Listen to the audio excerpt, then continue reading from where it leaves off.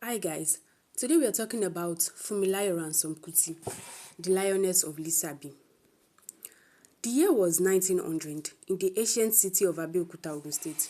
A baby girl named Frances Abigail Olufunmilayo was born into a respected Yoruba family. No one knew that this little girl would grow to challenge colonial powers, kings, and unjust system. She was bright, she was bold, and she was curious. At a time when girls were told to stay silent, young Funmilayo asked questions. She became the first female student at Abeokuta Grammar School, the first of many barriers she would break.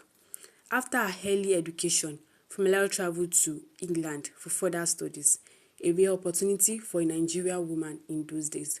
There she was exposed to Western ideas of women's rights and freedom. When she returned home, she dropped her English name Frances and proudly embraced her Yoruba identity, Funmilayo. She became a teacher, empowering other women through education. By the 1940s, colonial taxes and corrupt chiefs were oppressing women in Abeokuta.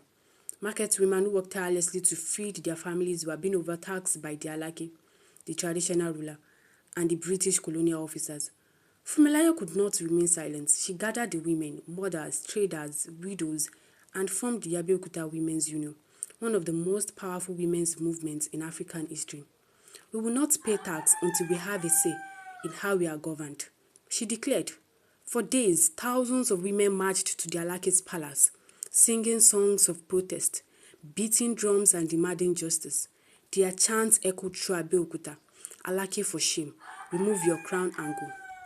Eventually, their persistence paid off. The Alake was forced to abdicate his throne in 1949. Funmilayo's courage spread beyond Abeokuta. She joined the NCNC and fought for Nigeria's independence. She campaigned for women's right to vote long before it was recognized. She spoke at international conferences, meeting leaders like Kwame Nkrumah and Queen Elizabeth II. The press called her the Lioness of Lisabi, a fearless defender of justice. At home, Funmilayo was raising children. Among them was Fela Anikulapo Kuti, who would later become one of Africa's most famous musicians and political activists. From her, Fela learned courage, rebellion, and truth. She taught him to fight oppression through words and heart. Their home became a symbol of resistance and freedom. Even in her old age, Funmilayo remained unbroken. In 1978, soldiers raided Fela's compound, Kalakuta Republic, during a government crackdown. Funmilayo, then nearly 80 years old, was thrown from a second-story building by soldiers. She never recovered from her injuries and died in 1978. Her death shook Nigeria, but her spirit lived on. Funmilayo Ransom Kuti was not just a woman, she was a movement. She paved the way for women's rights, democracy, and resistance against oppression. She was Nigeria's first female political activist, a champion of education, and a symbol of fearless motherhood. Today, she is remembered as one of the greatest daughters of Africa, a woman whose row changed history.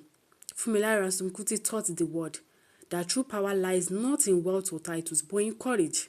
She was a mother, a teacher, and a warrior, the lioness who refused to be tamed.